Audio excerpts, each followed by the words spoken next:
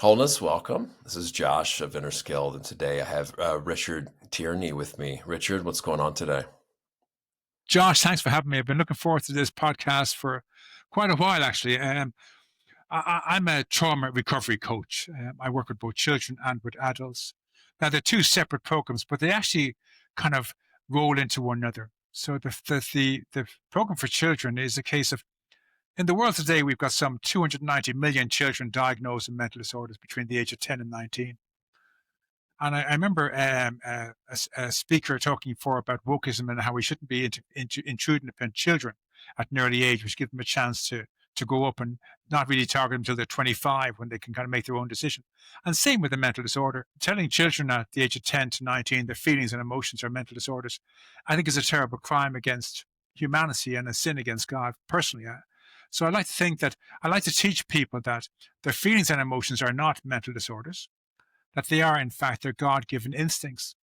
That when you feel anxious or depressed, you're meant to take some form of action, whether that's fight, flight, or freeze. They're the three primary responses. So, flight may be running into your bedroom, it might be hiding under your bed, hiding in the closet, it might be running to your grandmother's house or to your best friend's house, it might be hiding behind the couch or behind the curtains or in the spare room or the bathroom. It's okay to run away and hide. That's what your instincts are telling you to do. Now, you may want to fight, and I'm not talking about physical fighting, but you may want to ask someone to hold your hand or stay with you till the danger passes. You might want them to seek a solution. You might want to report the person, send an email, tell your teacher, tell your parents, tell somebody. Don't keep any secrets. You teach children it's okay to have feelings. They're your warning skills to warn you in case of danger to take an action. And then all the fight ones are, again, you might pray, you might journal, you might, what else could you do? And fight, stand up for yourself, just say no, scream and shout, drawing attention to yourself, have a good cry, throw a tantrum. They're perfectly normal behaviors for a child. A child isn't meant to be responsible and be able to take care of themselves. So they call out to an adult in any way, fight, flight, or freeze for help. That's what we need to teach children. And freezing, you can shut down mentally and emotionally. You can be introverted. You can be socially awkward. You can play dead. You can shut down mentally and physically. You can go to bed, stay in bed. You can be silent. You can give the silent treatment. These are all perfectly normal responses for any child in any situation. We're not expecting you to handle life as a child. When you feel threatened, you use your feelings and emotions to tell you what to do. You don't apologize. You don't get permission. If it says leave your classroom and run home, you leave your classroom and run home. After a while, the teacher will find out, why does Richard keep running home? Why does Josh keep running home? And they'll find out what the problem is and they'll fix it. If you're bullied in school, you scream out loud, very, very loudly. Someone come over, what's going on? Richard's bullying me. And then they can fix it. We have to teach children that it's okay to feel their feelings. Great. Wow, a lot to jump into, and I appreciate your enthusiasm and your passion around this, and how we can just jump into the subject matter. And that's kind of how I approach things, quite by my instinct too.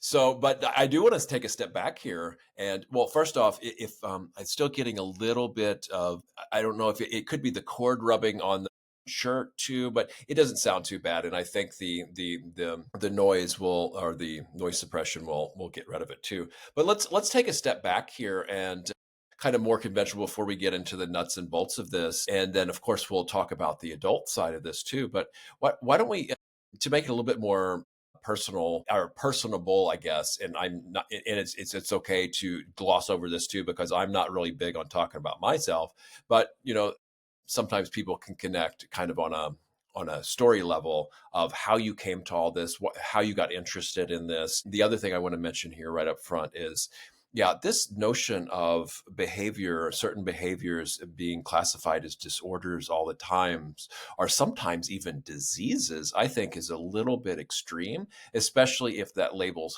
held on to a lot. Yes, labels can be helpful for times, but if we start making an identity out of this, and what I found a lot of times is some of these things, they just, because certain things make people feel uneasy or they don't like it, basically, they want to, and it's understandable in a way, is to kind of separate it from themselves, put it in a box and put a label on it, so they know what it is and can deal with it, and they feel better about themselves instead of having to, feel a little bit maybe unpleasant, uncomfortable to look at something that they or address something they'd rather not have to do in a more unpleasant way. But that doesn't necessarily mean that a way a certain person comes off, or the way I'm perceiving someone, then I should call saying they have a disease, and should then behave in the way that I want them to behave, so that I can, not have to feel so uneasy or unpleasant. You know what I mean? So, but there's, it's a really rich, complex thing to get into here. But before we get into that, why don't you step back a little bit and tell people more about kind of Richard and how he came to this and how he got interested in all this stuff. Great, great question. I'm an Irish citizen. I lived in Ireland originally with my family. A very healthy, loving family. I've got to tell you, middle class family. Well, the healthiest families are. No family is fully healthy. I always think, I could imagine all my brothers and sisters going for therapy about the parents did something wrong being parents. And I can see it my own kids today. I'm thinking, God, they've been going for therapy and you're saying, Dad fecked up here or there, or he did this, that, and the other. We're not trained to be parents. We're individuals get married. We've no training. There's no training that goes with it saying, this is what it is to be a parent. My children now my son is turning 18 in December. My daughter's 21. And there was a time before she was 14 where she'd give me loads of attention and I'd be her favorite daddy kind of stuff. And this is going through puberty, and but most of this is going to last is about 40. But now, if I say the wrong things to her, she blows up like, you can't say that to me or whatever. And it's like, and it's okay because I know she has to learn to set boundaries with me. She learns with me, it'll be a better thing for us. So I'm the beanbag that kind of gets thrown at for everything I say or do that I think is slightly humorous. You can't say that to a young woman and this kind of stuff. So anyway, I'll go back to where I came from. So my family were a very healthy, loving family, middle class family. My father worked really, really hard. He probably wasn't present in the home because he was working so hard to put food on the table and give us everything. I mean, we got to go on summer holidays to Spain and whatever. And I mean, if you're living in Ireland, for you in America, maybe it's going to the Niagara Falls or something. For us, it's going to Europe. It's an hour and a half away, and you fly there and you go to see the buffaloes, the bull rings, and you on the beach in the sun and kind of stuff. So, and he gave us basically a wonderful life. But now there's a phrase we have in Ireland about he must have been dropped on his head, and there was a case where I was dropped on my head at one stage at about 12 years of age. Or 10 years of age, I was dropped on my head by an uncle by mistake, and I had to get stitches in the middle of my forehead here. So I always felt different to my family, and I couldn't understand why. I tried to fit in, I tried to be like them. They were all in that expression of fight, flight, and freeze. They were all fight. They were all very outgoing, social animals, really success orientated, very friendly and comfortable around people, really at ease around people and all that kind of stuff. And I wasn't. I was introverted. I was quiet. I was shy, withdrawn, socially anxious. I was stuck in flight or freeze, and they were in fight. And I did my best to try and be fight too. I put on a brave face and I'd wear masks and I'd pretend. And no matter how much I tried, I failed miserably. And I felt broken inside. I used to think, I remember thinking, I must have been adopted or I must have been switched at birth. That's how messed up I was, that I didn't think my family were my family. That kind of crazy stuff you come from. And that got me to thinking about this fight, flight, and freeze from an early stage. And I came to this conclusion. I saw this TikTok once, but these two lads talking about being in the womb. One said, what do you think will happen when the umbilical cord is cut? And one guy says, oh, it's all over. When that happens, life's all over. The other guy says, well, what if when we go out, we're going to experience something completely new and different and fantastic and we'll have our own freedom? And the other fellow says, don't be stupid. When the umbilical cord's over, it's all over, and that kind of stuff. And that got me thinking about us in the womb. When we're in the womb, we have these three responses: fight, flight, and freeze. And we don't die a death. We step out of one life into another. And when we come into the womb, we come into real life, we're in a state of fight, flight, or freeze, or acceptance. So what happens is the first child comes out of the womb and he's comatose. Now the midwife holds him up at the ankles, slaps him on the bum for reaction, gets a reaction, wraps him in a blanket. But in that moment, that child knows its primary response to danger, freeze, doesn't work. And so it goes through its life in a state of fight or flight because the freeze has been taken from them. Another child comes out of the womb kicking and screaming. It's in a state of fight. The nurse wraps it in a blanket, puts it in the cot. It's told now its response to fight doesn't work. Now it's in a state of flight or freeze for the rest of its days. Next, talking about kicking and screaming, and that child is the one who's trying to run away, wrapped in a blanket, and now knows the flight doesn't work. It's always going to be stuck between fight and freeze. Responses that are not natural to them, but that's where they're going to be. The fourth child comes out of the womb, happy, joyous, and free, which I think is all my siblings. The midwife says, "Oh, this child's very happy," gives it to the mother. The mother holds that baby because there's no trouble to her. Heart to heart, the connection's rebounded. And that child goes on to be the ones we call the strong silent type, the John Waynes, the famous people who are really confident and assured. And you think, I wish it was like him. And they're the ones that come out of the womb with all their responses intact. The rest of us now have a response taken from us. So you're either in a state of fight or flight, fight or freeze, or freeze or flight. And that's basically, I think, what happened to me. My family were all, I think they must have all come out of the womb quite content and peaceful, and they were given to the mother to hold, and they kept all their responses intact. One of my responses, I think, was fight was taken from me, because the next of my life, I'm in a state of fight, flight, or freeze. Now, I'm 6'6". I'm 120 kilos. You think I'd be a big macho man, be able to handle things, and I'm a scared puppy. I'm like a big teddy bear. I would run at anything. I mean, just that's my nature. I'm a scaredy cat. All those terrible words you say that make someone feel less than. I'm a coward. I'm a big girl. All those things I used to tell myself over and over again to make myself feel less than. So that was where I came from. I felt this sense from an early age that I was broken, that I wasn't normal. My brothers and sisters were able to stand up to bullies. I'd cower down and freeze and, other kind of stuff. And so that's basically where I came from. That's the best way. I can talk to you about my childhood and all the great things I had in it. But the truth is, in myself, I felt a complete broken failure, all that kind of stuff before I started out.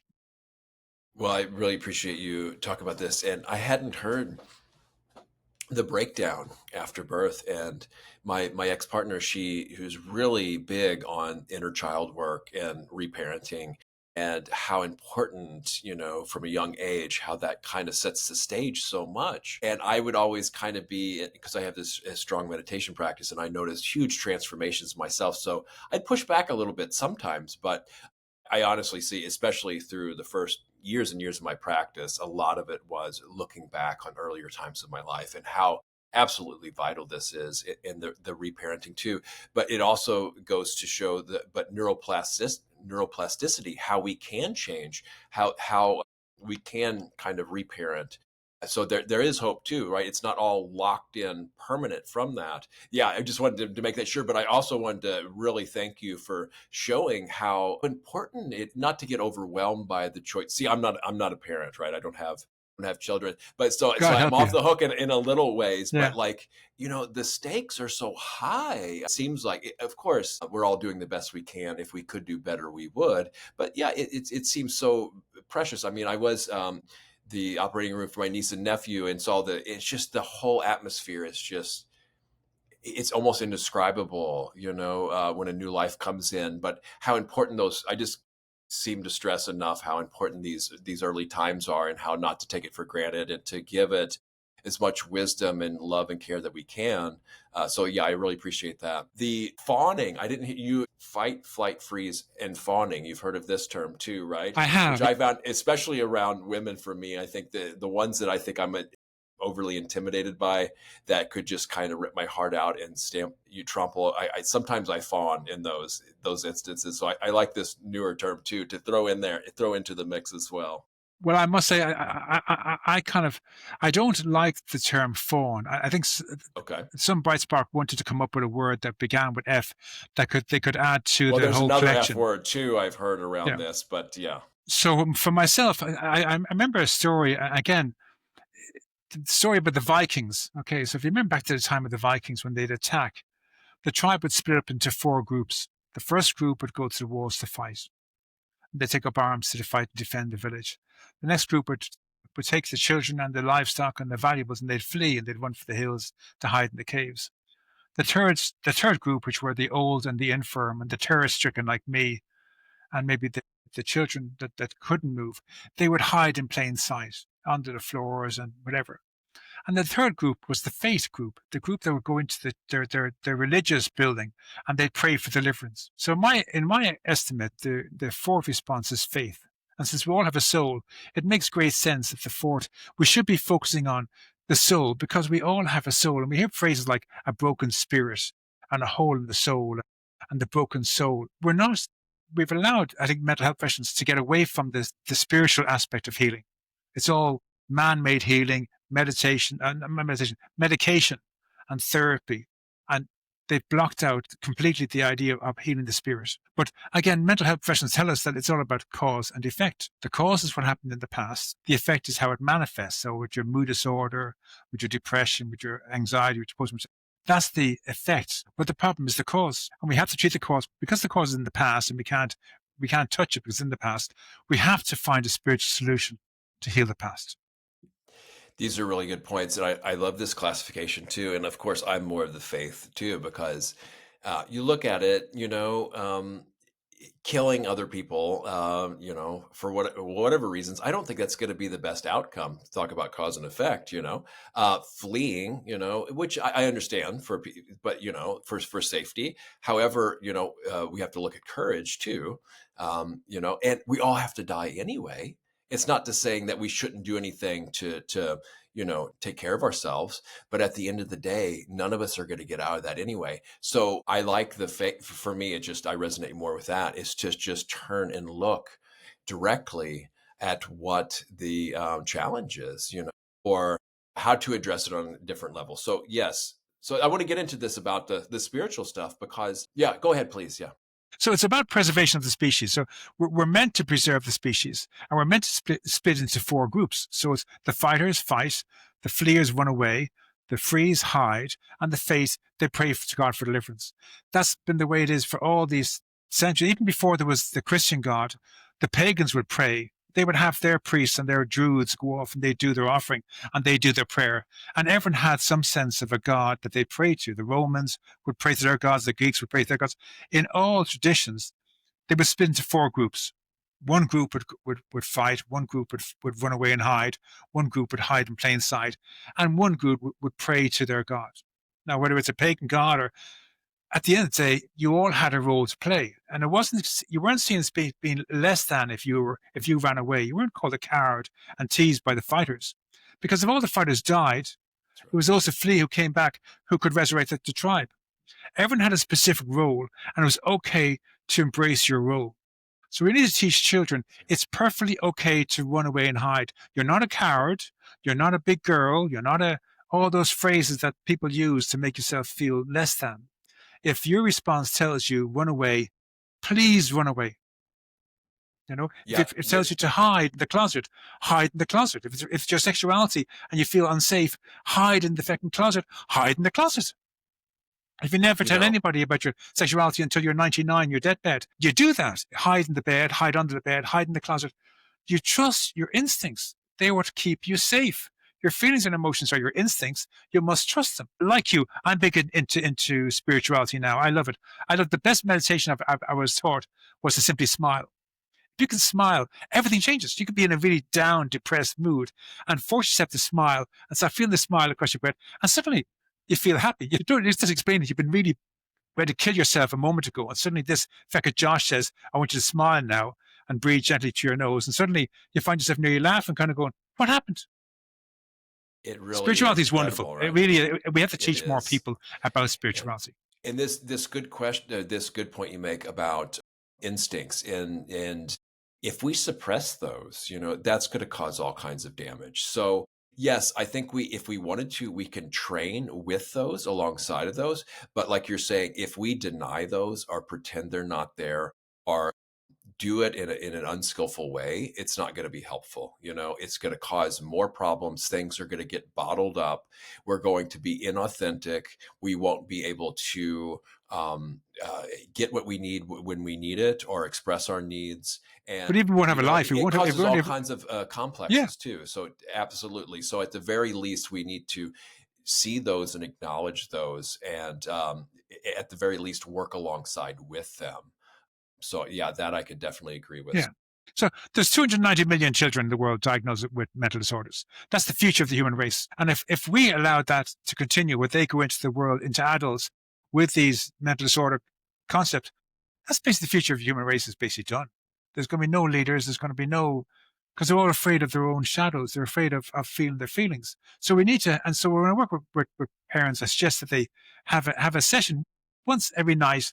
You sit down at the kitchen table and say, okay, tonight we're going to practice flight. Everyone to write down all the different ways you can flight.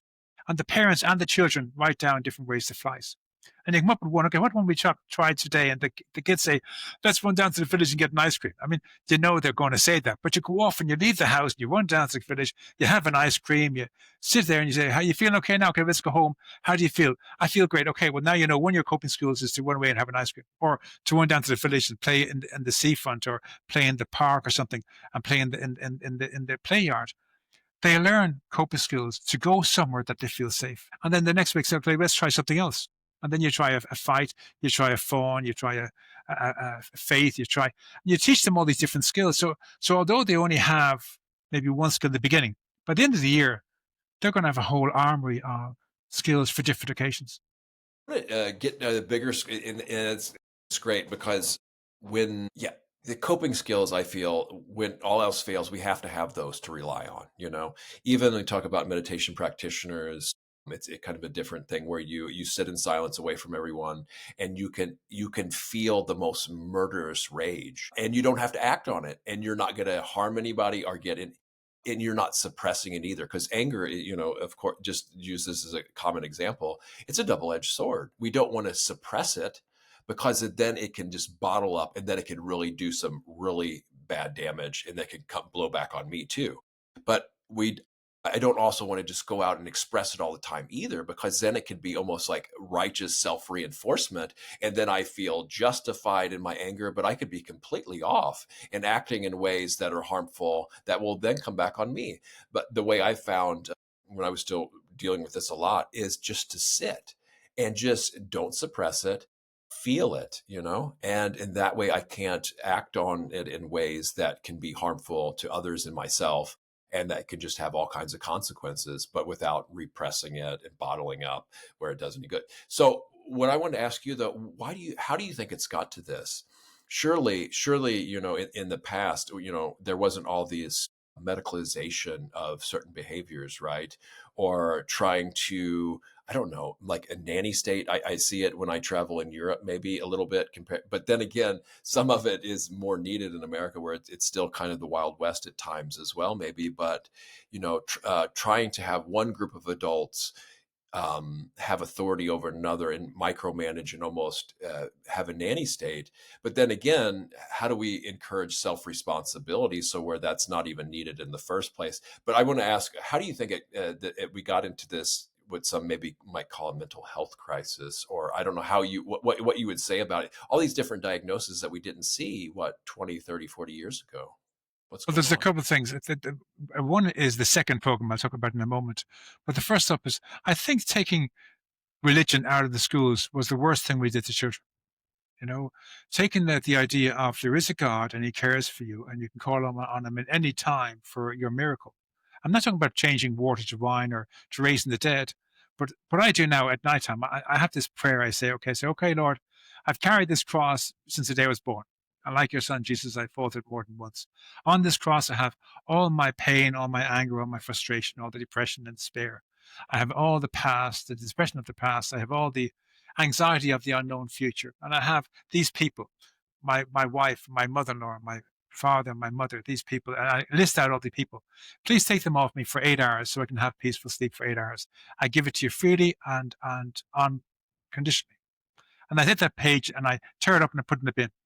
Psychologically, that will tell you when you say those things out loud and you put it in the bin, it takes it out of your psyche for that period of time, whatever time you've said. You say 8 hours, you put your head in the pillow, suddenly there's no nightmares, no flashbacks, and you get 8 hours of sleep. And a child learns this. Suddenly their nightmares are disappeared for 8 hours because they simply said, they're not going to church. I'm not talking about, don't join any church or denomination. Just every evening say, okay, God, here's my crap for today. And you write it all down on a sheet of paper, read it all out. I give it all to you freely. I'm giving it in exchange for 8 hours of peaceful sleep. Then tear it up. And I tear it up, I light it. I'm an adult, so I'm a use a leisure. And I flush down the toilet. And then I know it's gone for my psyche. When I go into bed, I sleep like I won't say like a baby because baby cries. I sleep like a log. It's gone. No nightmares, no flashbacks, no triggers. I sleep the most wonderful sleep. Next morning thinking, I'm living in a 16-hour day because the 8 hours are taken up at night time. I only have to live 16 hours. I don't have to worry about yesterday because I've given all yesterday away. Tomorrow may never happen. Just focus on these 16 hours. And if we can make it that simple for children to understand, that changes everything. So I think taking God out of the schools and even out of the homes really was the worst thing we could do to children. I don't agree to this woke movement. If you're gay, be gay. If you're bi, be bi. If you be a lesbian, be a lesbian. If you're a man likes just women's clothes, do so. But don't impose yourself upon children. Of all the people, forget about society. You don't get to put your beliefs on children. We have to allow children the innocence of growing up as children. And if they want to be in the future, they want to be a man or woman or whatever, that's on them. But like your man said, leave them till 25. At 25, they can make that decision for themselves. Allow them to grow up. I remember when I grew up in my home, my mother was very protective. And there's times we'd be in the kitchen playing tea and playing with dolls with our sisters. But my brothers we're all married. My brothers are grandfathers, and I've got 2 grown kids. It didn't turn us into girls playing with teapots and playing with dolls with our sisters. We were playing in the house. We'd our action man, and they'd have their tiny tears. And we'd be playing tea parties with our action man with their guns and then with their dolls, and we're playing together. But I think we have to allow children to be children. We have to allow children to know it's safe. Again, both parents happen to work. This thing of making it so difficult for people to make ends meet that the wife had to get a job too and they weren't at home with the children. This kind of stuff. I came from a middle-class family, so I was fine. My mother was at home all the time and we're healthy. But in families where both the mother and the father had to work because they couldn't make it, the tax rate went so high, cost of living went so high. We're a very small country. But you get into this bumper thing where it just destroyed the family. Everyone's making lots of money and having this fantastic life, but then people weren't becoming parents. They were still retaining their ability to be individual single people in marriages, which I think was the worst thing we did to children. They got lost in the whole idea of it. Adults didn't want to get old and be parents. They want to retain their youth and their vitality of being a single older person. They kind of neglected the children, left the children to nannies and to whatever. They weren't getting that attention and love that they need, the nurturing from parents, and the nurturing of the spirituality. I'm sure you get it now when you're doing meditation. You get people coming in and they can't sit still for a moment. There's so much time on their phone. The idea of asking them to sit still for meditation for 10 minutes it's like you're asking them to draw blood or something. And I've experienced it myself. When I first started doing meditation, I found it so difficult. I had this wonderful Christian meditator and he said, okay, I want you to take a pen and paper. And all your thoughts, write them down on the paper in your meditation. So whatever comes up, write it down, okay? And then at the end of it, we'll look at your sheet and we'll see which ones come from a place of love and which comes from a place of anger. The ones that come from anger are your ego. The ones that come from love are God. So cross out all the ego ones and try and focus on the loved ones. And that was my meditation. And it was wonderful because for someone who didn't know meditation, who wasn't able to sit still on my own for half an hour or an hour. I had a sponsor who could sit still for an hour. Now, I think he was faking it, but he would sit for an hour and I'm kind of going, you're lying. Like, there's no way you're sitting still for an hour. But again, but I would have a pen and paper and I would write down every thought that came in. And whether they were sexual, and I'm married to kids, or they were angry, or they were a victim, or I'd write them all down. And in all of that, there'd be one thought about being of service. You'd maybe write a letter to my mum or my granny, call my brother. There'd be something in all these that something would have kicked in that God said, okay, it's time to be of service, Richie. And I'd look at this kind of going, there's all this crap. In the middle of it, there's one diamond. And that time my meditation was a great time where I could finally stop actually consciously thinking. And then my conscious mind and my subconscious mind would have a battle inside my head. I'd put them all down on paper. And so I think we need to teach spirituality to children, faith to children, get them back into church, get them reading the Bible. Again, I'm not a Muslim, so I can't talk about the Quran, and I'm not a Jew. I can't talk about whatever is the Torah and the Jewish. I was raised a Christian, so for me, it's talking about the Bible. I'm not talking about bring them back to church. Although church probably would be good for children to experience that event of being in a holy place and with other families around you. And when we went to church, our family would leave the house and when we'd walk to church and all the other families would walk to church, you'd have all this concession of neighbors coming out of their homes and walking to church together. And the parents would be chatting and we'd be chatting with our schoolmates going down the road in our best Sunday dress to go to church. And then afterwards, my father would peel off to go for a few pints with his friends. And we'd come back with mum back to the house and whatever, we'd get ready for dinner. And dad had a few pints before he came up. And it was all part of normal life. But we'd all go as family into the church. We'd come out of the church as a family. And it helped with the whole binding of the family. Sunday was a work day and was a family day. No work on a Sunday back then. Now it's Sunday opening and Sunday trade for Christmas, and Sunday's no longer a holy day. But there was a time when Sunday was a day for family. You go off for picnics. You go for a drive with the family and go for ice cream or down the seafront. You'd go somewhere with the family. You'd search for crabs or you'd go looking for mushrooms or whatever you did. It was a family time. And I think we've lost that. And it'd be great to go back, but it could be very hard to go back to something like that unless we put something in place where families now can afford to do that. And really, that isn't the place we are right now. It's a really good point. Boy, there's so much to say here. I normally don't venture into politics, but I will say I totally agree that I think we've seen peak wokeness, thank goodness, for the time being, that the whole woke thing is now maybe on the way out. Hopefully it doesn't get too much to the other extreme, though. The other I'm looking for commonalities here and agreements, and what resonates through me throughout all these are skillful states, right? Things that are skillful and everybody can look at it and say, okay, that's skillful. That's helpful for me. That's helpful for those around me. And if that were to continue, something skillful like that, everybody could benefit from it, and especially in the long term. So that's what we're looking at here. Now, I do want to bring in a little bit, I don't want to get too parapolitical, but the way I understand this too is that these elites that are in charge of a lot of things, that they have systematically contributed to degrading the family unit, Yeah. because when then getting people, like you're saying, more incentive to get away from the support of families and on to government, basically being over reliant on the government, then being more as a control mechanism, right? But the elites themselves, they, from what I understand, a lot of these really powerful bloodlines, they have really strong family units, and that's how they become so powerful and influential. So it's real interesting in the American culture, seeing it coming up, how it did seem like there's a big incentive to water down like ethics and morals and to degrade family. So I don't really have a lot of good answers, but I see that. And I will say, when it comes to religion, I guess no matter what the religion, well, most of the major recognized religions, one common thread that runs throughout is a sense of morality and ethics, a sense of goodness and uprightness and behavior, and just or at least respect that certain types of things are going to be for our benefit, welfare, and happiness in those around us, right? Especially in the long term. And that it's an ongoing practice. Nobody's perfect.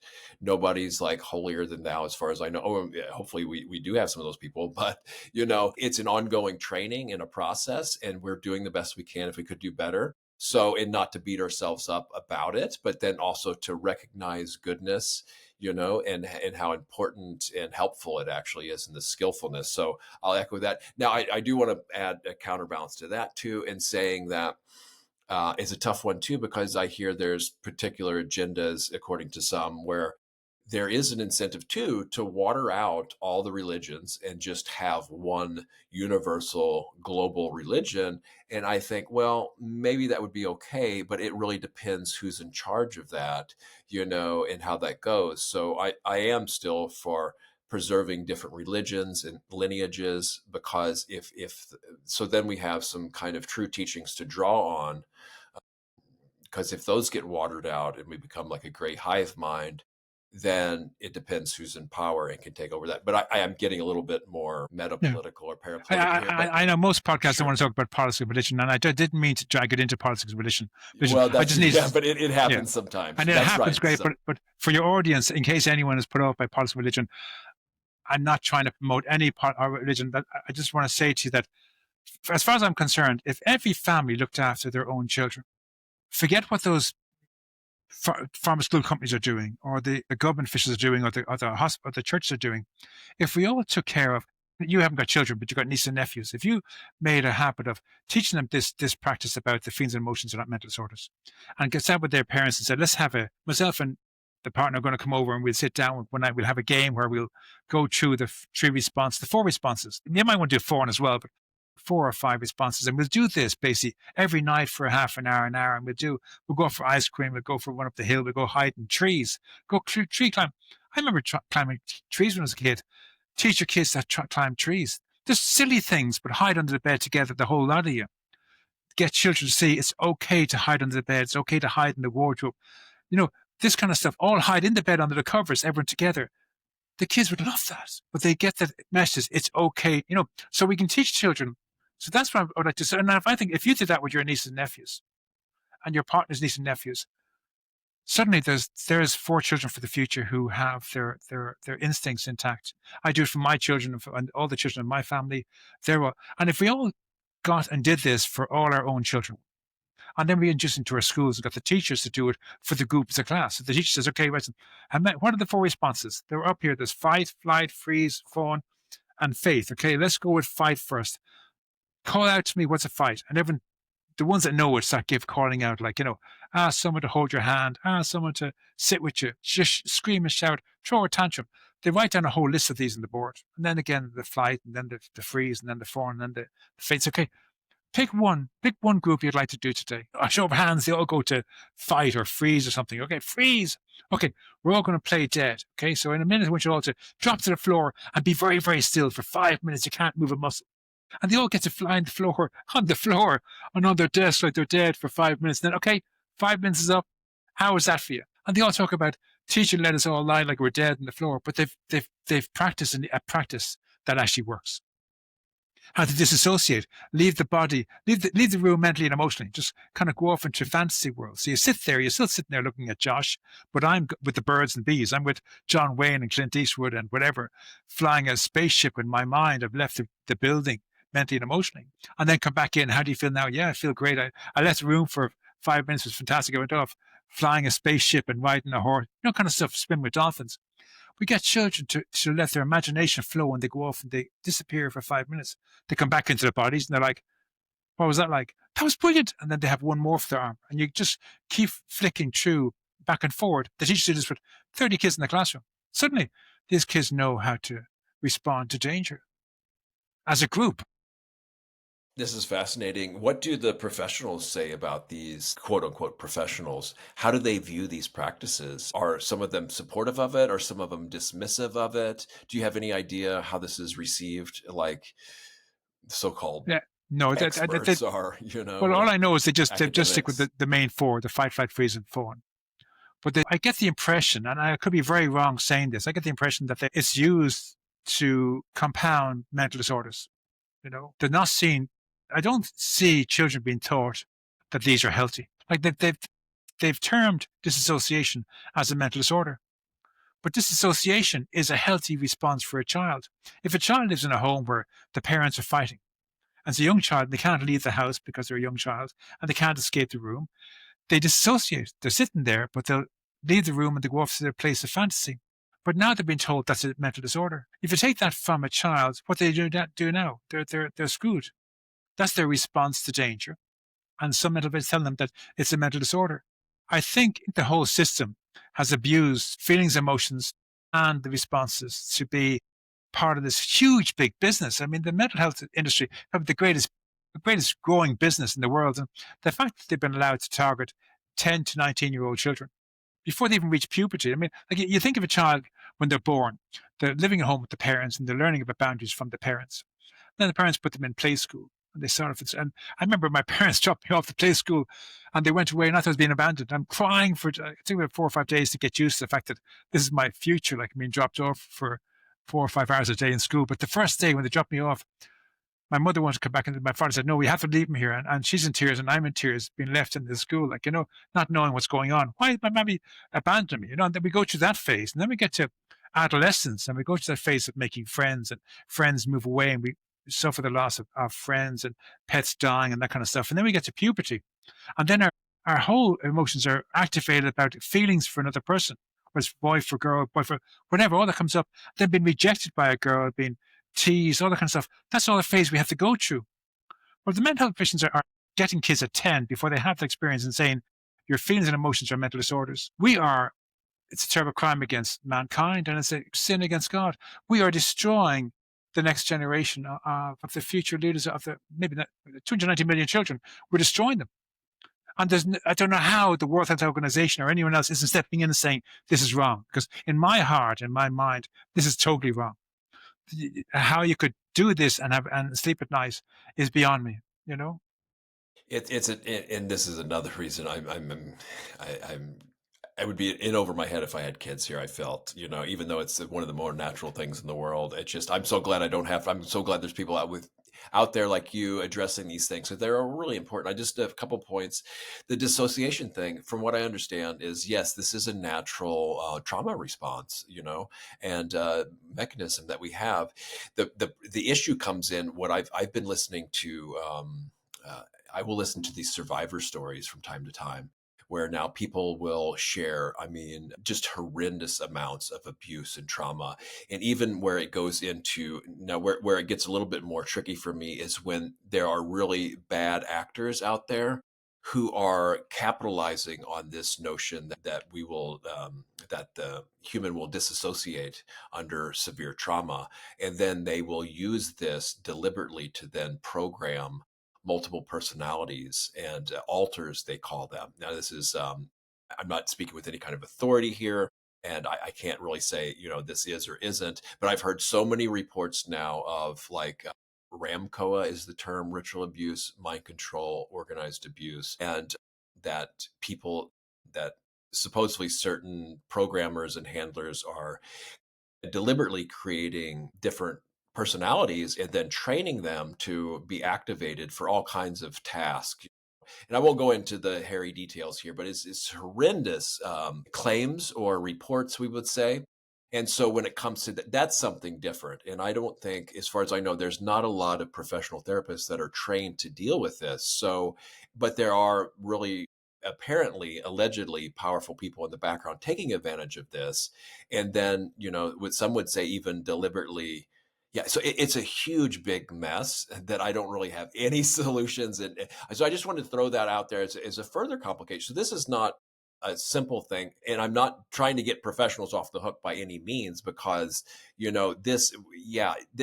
and what I want to come back to a practical thing, what I've talked about a few other people with, is this coming of age. Some cultures will have like a coming of age, like initiation, for me in America, it was just kind of being left to our own devices and then getting in some of us getting in a lot of trouble and doing a lot of stupid things. We didn't have wise elders, and initiations that were socially acceptable to help more skillfully, wholesomely, and wisely with this transition.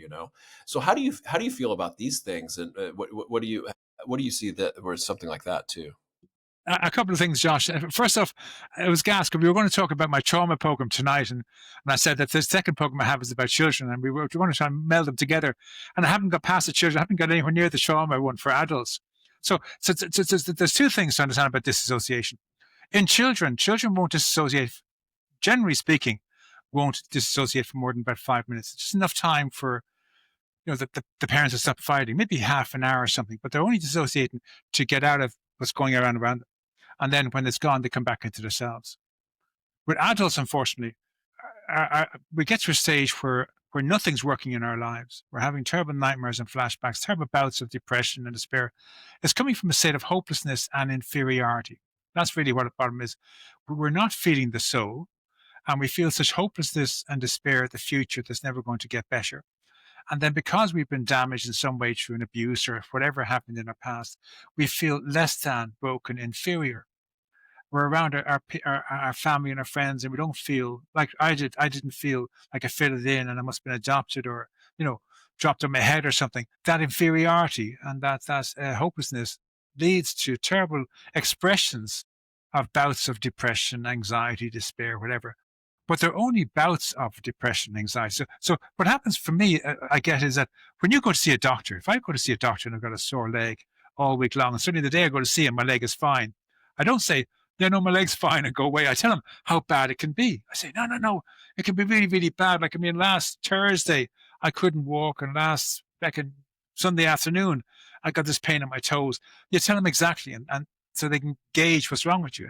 Whatever the case is, you go to a mental health professional, you're going to tell them how bad it can be. You say, well, the depression, like, is really, really terrible. When depression hits, I want to kill myself, and then I have these terrible nightmares, keep me awake all night long. And when people push my buttons, I get very triggered and I get very, very angry. You tell all this stuff to your therapist, and then they'll go on, they'll give you a diagnosis that you have PTSD, or you have depression disorder, or you have bipolar disorder. But they're making the diagnosis based on what you're telling them. But what you're telling them isn't the problem. The problem is what happened in the past that caused these things. So we don't be getting diagnosed for something that we don't actually have. We're getting diagnosed for our feelings, but the feelings aren't the problem. The problem is what's the cause of our feelings. That's what we should be targeting. But a mental health person can't treat something that's in your past because it's part of the spirit, and they won't go near the spirit.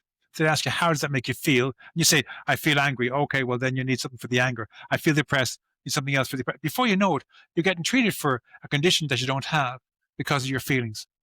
And suddenly, once you go down that path, you're screwed. I mean, really, your life is over.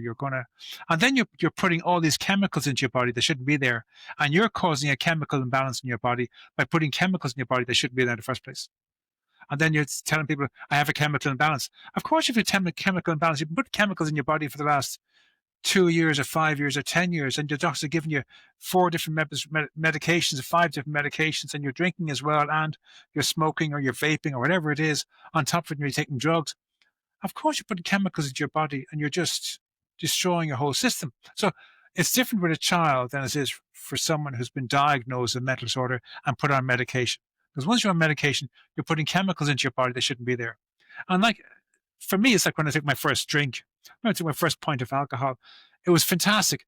My mind completely wiped. There was no depression, no stuff. I felt, I think, I want more of this. I want more of this. I like this feeling. The next day I come back and I have a pint. It's not the same effect as the first time.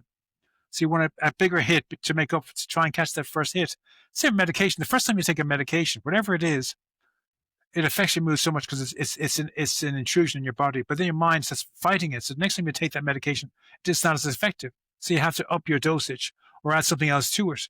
And you're always fighting against your mind. Your mind's trying to protect you. And you're having this battle where you're just killing yourself by putting all these medications in. And when the medications finally take over, you're screwed. Then you're broken down all your barriers and there's no hope for you. So, and then you see people who are in a major psychosis and they're all the time dissociating voices, everything they're experiencing, because they've just destroyed their minds and been able to protect them. And this kind of stuff happens an awful lot, I believe. When I see people who've been diagnosed, I was on medication for about a year and a half, and I couldn't believe how it destroyed my empathy. I had this experience, I never forget this. I'm working in family business in Ireland. And back then in Ireland, 30, 40 years ago, there weren't not very many refugees. So we'd had this boatload of refugees from Romania, gypsies into Ireland. And it was about the first time we had refugees into Ireland. So there wasn't like a big hatred or push the immigrants back. There's too many, whatever. And they were really taking care. But I'm walking down the road. I'm on my medication. I'm dead. I'm like a walking zombie. I'm not in touch with my feelings at all. And there's a stoppage in the traffic, in the walking traffic. And then at my knees, there's a lady there holding the baby. She's pulling up my trousers, kind of looking at me saying, can I give her some money? And I shrug her off my leg and I walk on. And that night I go home and the medication wears off. And I vomit with the guilt and disgust that I couldn't care about a woman holding a baby. I had no empathy for her whatsoever. The medication had just switched off my emotions, that I had no empathy or kind or thought for this woman at all. Just really, I was like she was dirt. Like it was, I felt so disgusted. And so the next day I went over to my doctor and asked him to take me out the medication. He said, no. He said, you can't. So I went back home and I'm in business myself. So I said to my brother, I'm going to take 2 weeks off, my holidays now, and be staying in bed for 2 weeks. If you can drop food over occasionally, it'd be really good, but I'm going to be in the bed for 2 weeks. I said to go cold turkey. The worst thing, I wouldn't recommend it to anybody to go cold turkey off your medication. I was only on one medication, and one cold turkey nearly killed me. But it took about 2 weeks of me sweating, vomiting, all the kind of stuff that happens when you're trying to come off a medication. And about 2 weeks later, I'd come off it. It was out of my system. Drank loads of water, all that kind of stuff you do. This is 40 years ago. But I was bombarded with all these suppressed emotions. They all came back, and it was nearly worse than coming off the medication, to be left with all these feelings that were just destroying me. I was like crying, and I was in this awful state, but I didn't. And I went to my doctor, and he said, "What's happened?" I said, "I came off the meds." He said, "No, if you want to come off, I would have helped you to wean off them. You shouldn't have come off them on your own. You could have killed yourself." But again, I came off them, whatever. And I said, "Well, is there any herbal I can take?" And he said, "Not really. You can try some herbal. It's not going to have any effect for you. You want to just sit this out, and, whatever. You want to have that dealing with your stuff and whatever." And that was where I was. But so I can see people who have been on medication for years and suggest them to kind of come off it. I wouldn't do that to anybody. I wouldn't do anybody. And in every walk of life, in politicians, there's bad people. In churches, there's bad people. In big pharma, there's bad people. In therapy, there's bad people. In meditation, there's bad people.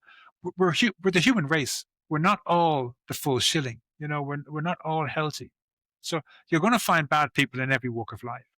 But if you can find those people that work for you, like you find Josh teaching meditation and he resonates with you, you go and see Josh for the rest of your life. If my words resonate with you, you go and you do my work. If you find some church that resonates with you, or not a church, but the idea of letting God give you a miracle. So I tell my clients, ask God to give you a miracle. That's all you're doing. You're saying, "God, I want a miracle of peace of mind for the next 10 minutes, or for the next 15 minutes, or for the next 8 hours.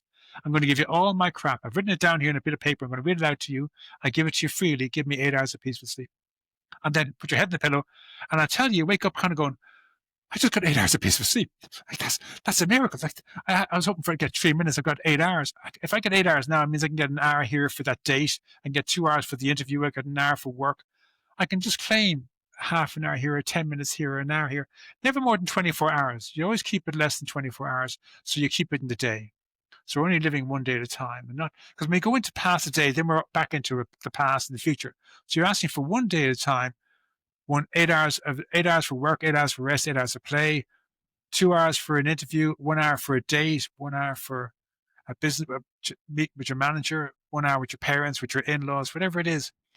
Just asking for a period here and there, and you do the same thing. You go through, "I'm giving you all this crap, I want 10 minutes here. I'm giving you all this crap, I want 15 minutes here." And as you do this, you'll learn to trust that you can depend on God without telling anybody. Don't tell Josh, don't tell your parents, don't tell me. Just do this privately for yourself. The Bible says, go into your room, lock the door, turn off the lights, climb into your wardrobe, and in secret, give me your crap. And it's that simple. It really is. Don't join any church or denomination or man-made religion. Just do this in privacy for yourself. When you're in a meditation in Josh's class, give it in your meditation. "Okay, God, here's all my crap, and give it to all now. Don't tell Josh, but here it is." And then meditate on it. Well, Richard, I really appreciate you sharing all this today, and giving this real gritty, real life, from personal experience of what you did, and kind of painted with a picture of how important and dire the situation, and at the same time how much possibility there still is to change. I think you gave a good illustration of how to call on help, and in a spiritual sense too, and also to take responsibility for our end too, and that we can make different choices and do things differently now, and it is possible no matter what's kind of stacked against us, and to honor and recognize the importance of what has happened in the past, and also that now is a chance where we can make other choices and do things differently, and yeah, call on help, call on support, and take self responsibility at the same time, and have a good blend of all these.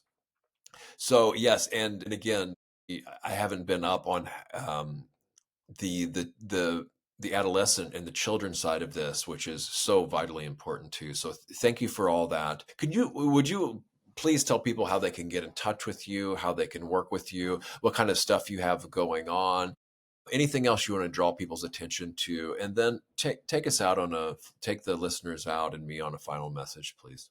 Okay. I was going to do the final message first, but Well, you can do I'll do that. it That's first. I'll great. do it Sure. first, but say side. And so there's two things I would ask you to tell your children. Our children were being bullied in school, and they were embarrassed about it, kind of ashamed that they were being bullied. and they weren't going to tell us. And so finally it got too much and they told us, and we took them out of school. Our children are the most important people in the world to us. And we took them out of school and we homeschooled them. And now they're in university. They're doing their degrees in politics and in science in university. So we have to tell our children they're not the problem, no secrets, and we'll always listen and we'll always do our best for them. They're our children. We get married and have kids. They're our future. We have to take care of the future of the human race. We must take care of our children. We must let our children know that even though we can be angry and annoyed sometimes at what they do, they're still the most important people in our lives, and we will protect them. We don't want to see our children committing suicide or anything horrible because they felt they couldn't tell us anything. So we have to find some way of telling our children it's okay to have a bad day. It's okay to want to have a good cry, don't want to go to school. Tell us the reason why.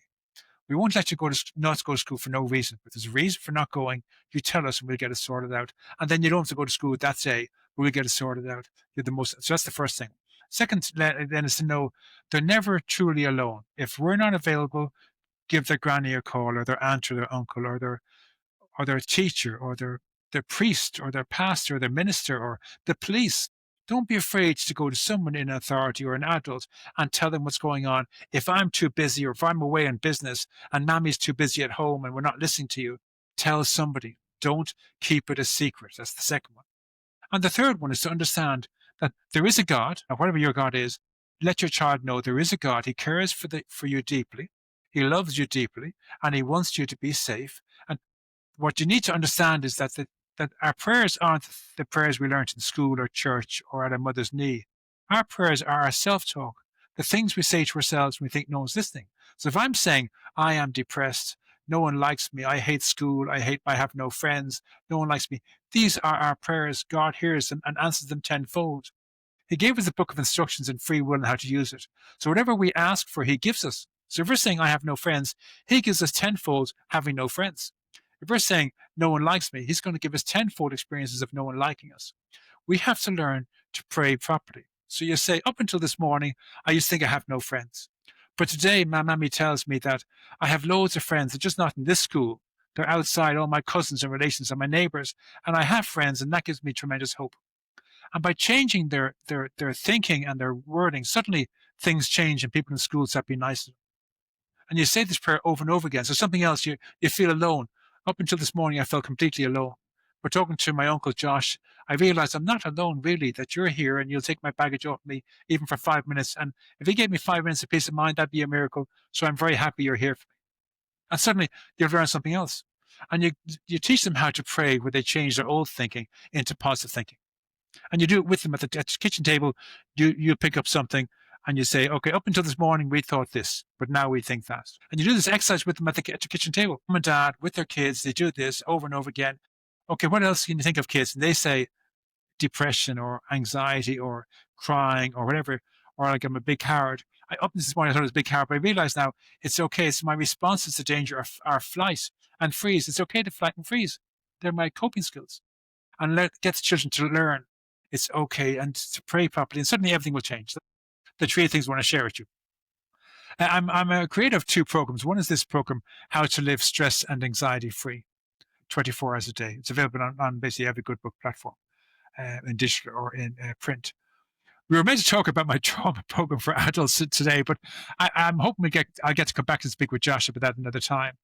So I've also created a 12-step program. I'm really proud of this because there's only been 13 12-step programs in the world designed on the 12 steps of AA, of Alcoholics Anonymous. And the idea of creating a 12-step program was something that really dear to me. And when I created the healing event first, which is giving the past back to your younger self, and then you do the 12-step program. So I created the 12-step program.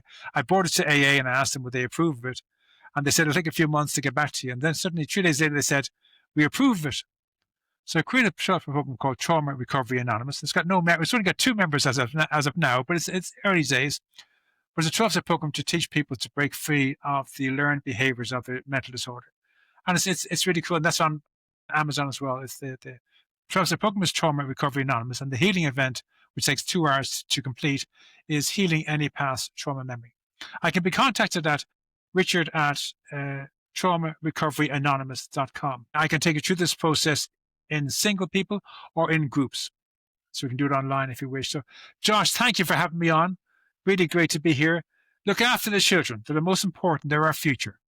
Well, thanks so much, Richard. It was a pleasure having you on and hearing your real lived experience around this and the wisdom that comes from it and continues to come from it. And the service that you offer and the service that you give. I always say that it can't really be in conflict with anything that I'm serving. So it's a great thing to offer to our even to ourselves and to the world for sure. So may all beings out there everywhere come to know their most optimal mental health and general health for themselves and for others. And may all beings everywhere realize awakening and be free. Bye now. God bless you all.